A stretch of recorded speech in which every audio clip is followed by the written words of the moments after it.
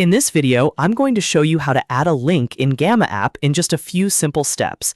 If you're building a presentation, landing page, portfolio, or any kind of interactive document, adding links is one of the easiest ways to make your Gamma project more useful and professional. You can turn plain text into a clickable link that sends viewers to a website, article, form, or any page you want.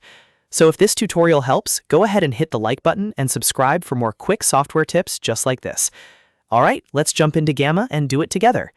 First, open your Gamma project. This can be any deck, page, or document you're already working on. Once your project is open, find the text that you want to make clickable. This could be a word, a phrase, a call to action, or even the name of a website. Click and drag to highlight that text so Gamma knows exactly what you want to turn into a link.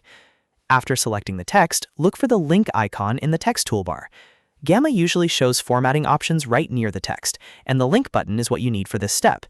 Click the link icon and a small input box or link field should appear. Now paste the website URL you want to connect to. Make sure the link is correct before you confirm it, because this is what your audience will click.